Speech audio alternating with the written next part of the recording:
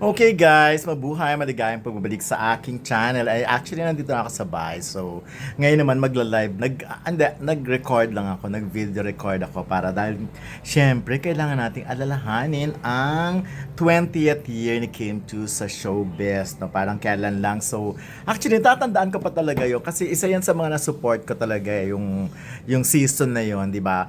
Dahil yun nga yung first time na may mga ang gagwapo ng mga bagets, ang gaganda nila, iba-iba mga itsura nila. At syempre, kasi nga dati 'di ba lagi yung kinikwento, iba pang style ng ng Star Magic noon or ng ABS-CBN after every halimbawa may napapalabas, 'di ba?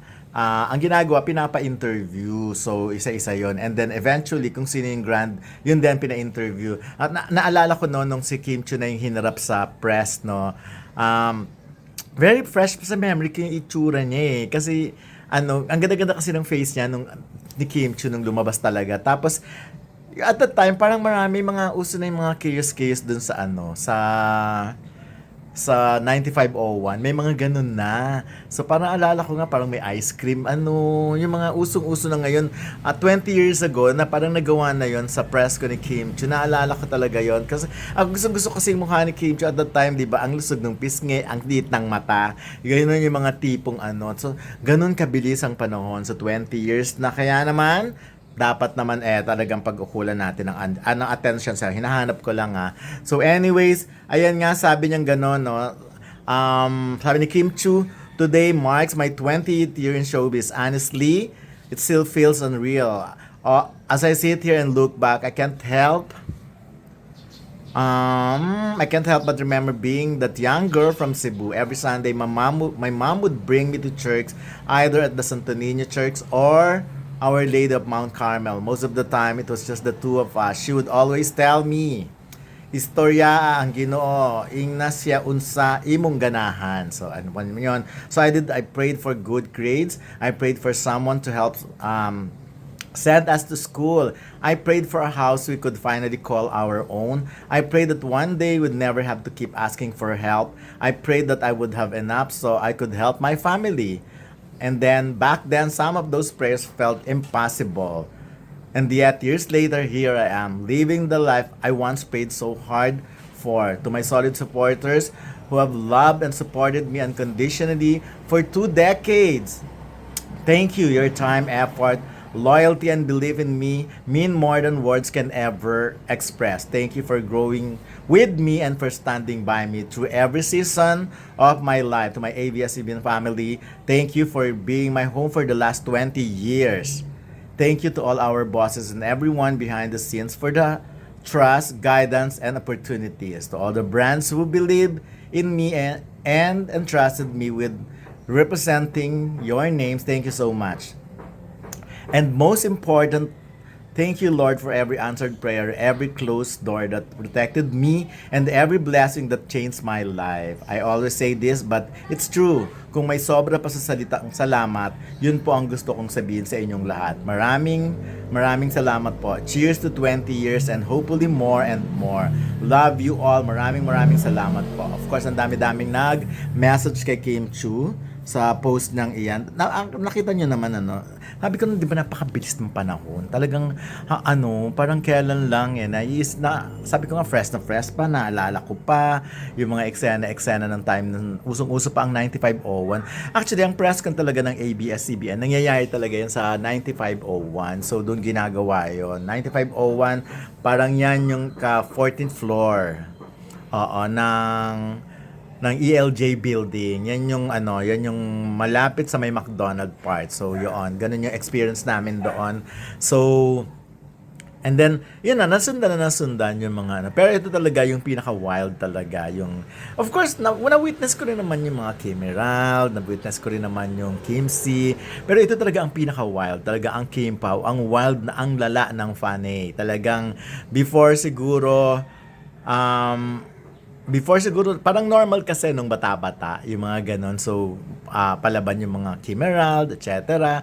Ganon naman yung Kim si medyo seryoso. Pero syempre, ito talaga, yung Kim Pao talaga, parang feeling ko, bumabalik ako sa mga panahon na sobrang active ng mga fans na talagang fight kung fight, laban kung laban, hindi talaga nagpapatalo at talagang very much laging alive and support kung support talaga sila sa kanilang idol. Kaya napakaswerte rin talaga ni Kim Chu sa Kim Pao sa mga fans niya. Actually, kahit sa mga Kim fans pa lang nung araw, swerte na si Kim Chu kasi remember, ang dami-daming artista sa ABS-CBN Ang daming magaganda, ang daming talented, ang daming complete package talaga, 'di ba? Beauty,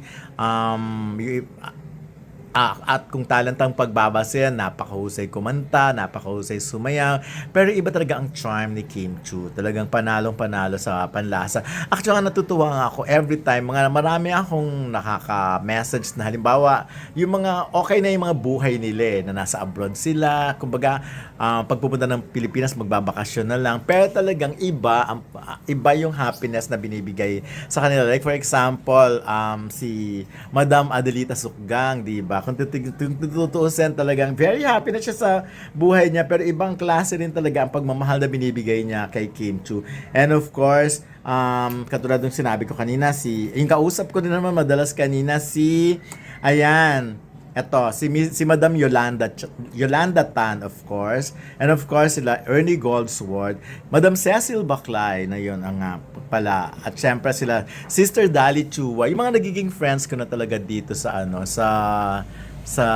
social media or dahil sa Kim Pao or dahil sa Eminin, di ba, yung nagsusupport talaga sa amin. But anyways, ayan, kaya nga walang hanggang pasasalamat din talaga ang Kim Pao Land, especially mga senior citizen kay Kim, because iba yung happiness na binibigay daw ni Kim Chu sa kanila. Sabi nga nila, laging, alam mo, paulit-ulit kong naririnig ito na senior citizen na ako, pero ngayon lang ako humanga sa isang artista na ganito. Tapos talagang ngayon lang siya masaya. Ito yung pinakamagaganda, yung sinasabing stress reliever, yung pantanggal ng stress nila. Of course, nagpapasaya sa kanila pag may mga problema sila sa buhay. Maisip lang daw nila ang Kim Pao and nagiging happy na sila. Ayun, by the way, kanina naging topic namin ni Ray Pumalo yung tungkol nga doon sa live-in, live-in. Ako talaga, ang alam ko talaga, yung sa Forbes Park, yun talaga yung sinasabi. Because sabi nga, di ba, yung driver ni Kimi, may kapatid din na driver na isang artista, kung sino man kasi baka naman yun na mapahamak. At yun nga, nagsasabi na may bias si Kim Chu sa Forbes. So, pero yung live-in, kasi syempre si Kim Chu ang bumili nun. Ako naniniwala ako kay Kim Chu yun, at hindi yun conjugal hindi yun share nila ni Paolo. Kasi, at pinagdiinan talaga ng source ko rin na malapit sa mga tao sa paligid ni Kim Chu na si Rain ang kasama ni Kim Chu sa Forbes, sa paglipat dun sa Forbes. Of course, dati alam naman natin na si yung ate niya, si Cam, ang madalas nakasama, pero alam niyo natin nangyari. So, but anyways, ako naman kasi si Cam din na, lagi ko naman sinasabi, di ba, na si Cam, every Christmas party ng mga editors, ma-attend siya ang representative ni Kim Chu. Siya nagbibigay ng regalo. Yearly talaga yon. Si Kim Chu, hindi nakakalimot na magbigay ng gift sa mga writer, especially sa mga editors na nakakasalamuhan niya. Medyo natigil na lang last year because alam naman natin yung so nagkaroon ng issue, tsaka siguro, pero alam mo, may effort din talaga si Kim Chu last year, noong December, tinatanong niya yata ang isa taga sa Star Magic kung paano magbigay ng regalo nga sa mga editors, because before nga dumadaan kay Cam. But anyways, going back dun sa live-in na yan, ako, sabi ko nga, hindi ko naman, di ba, again, like yung sinasabi, resibo ang importante. Mahalaga yung meron tayong makitang katunayan. Pero, so far, marami akong nakikita na nagsasabi na mas gusto nila yung, kasi di ba sinasabi nga ni Kim Chu na hindi siya pabor sa live-in, na talagang kasal muna before anything else. So, mas naniniwala siya gano'n. Katulad nyo naman, nakita nyo naman, very religious si Kim Chu, di ba? Nung nasa Cebu pa lang, lagi nagsisimba, nagdadasal. So, ako naniniwala ako doon, na mas gugusto ni Kim Chu na magpakasal na muna. Pero sabi nga ni Ray, pwede naman mabago ang ugali ng tao. Pero ako, doon talaga ako sa gugustuhin niya. Kaya, mas gustong isipin na lang na, na kinasal yung dalawa na sinikretong kasal at kaya pwede na magsama. But for now talagang alam ko talaga yung sa Forbes si Kim Chu lang ang nandun at si yung pamangkin niya nga si Rain. But anyways, sino ba naman tayo para pangungunahan at halungkatin pa yung mga bagay. Hayaan na natin kay Kim Chu. By the way, ang dami na namang nag-expect na kasi nga may mga pinost na naman si Paolo Avellino ng mga camera, mga lens na gagamitin niya sa pag-travel. Ito kaya ay anniversary. Meron kayong celebration si Kim Chu ng kanilang anniversary sa show business. So yun na hintayin natin kasi syempre exciting, marami na namang ayudang lalabas pag gano'n. But anyways, happy 20th kay Kim Chu. I am sure hindi lang 20 years times 2 yan o times 3 pang itatagal ni Kim Chu sa showbiz. Pero of course,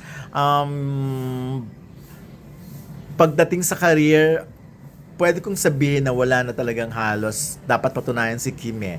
Lahat na explore niya na hosting, noon time pa yon na of course acting, comedy, mapadrama or comedy. Pero ayun na nga, mas gugustuhin ko rin, sabi nga ng isang manager, mas gugustuhin niya na mas mag-focus din si Kim Chu sa kanyang personal life. Yung kaligayahan naman ng kanyang puso, ang isipin niya this time. So yun na muna for now. Maraming salamat. Ginawa ko lang tong vlog na to because of Kim Chu's 20th na feeling ko ay naging part din ako dahil ayun nga, nung 20 years ago, paglabas niya sa Pinoy Big Brother, Pinoy Big Brother house ay na-interview na namin siya. Naalala ko pa yung ayos niya, merong mga ganyan-ganyan dito, yung ganon. So, ang ganda-ganda ng eyes niya noon. Kasi di ba parang sparkling nga, yung kumikinang yung mga mata ni Kim Chu. So, yun na muna for now. Maraming salamat sa lahat ng nagsusupport sa show namin ni Ray Pumalo yung Eminent. Maraming salamat din sa lahat ng mga nagme-message. So, sa mga gustong mag-message sa akin sa Messenger, sa Messenger niyo ako i-message para at least natatanggap ko kasi yung iba kasi nagme-message sa Instagram, hindi ko masyadong nakikita agad. So, sa Messenger po, kayo pumunta, Donon Sermino. Madali lang naman mahanap yung pangalan ko. Alam na alam niyo yon for sure. Dahil ang kasama ko lang naman doon ay ang aking nanay. So yun muna for now. Maraming salamat and see you soon. Sana makita ko na rin yung mga iba pang Kim Paulandia na nandito naman sa Pilipinas kasi karamihan ang namimit namin talaga yung galing sa abroad. Like sila Ernie Goldsworth, yan sila Madam Adelita Subkang. Ayan, si Sister Dali na galing dito sa Pampanga lang. Ang nakakasama namin na madalas na nami-miss ko na rin. So, ayun. Anyways, sino pa ba mga nakalimutan ko? Baka may makalimutan ako eh. Ayun.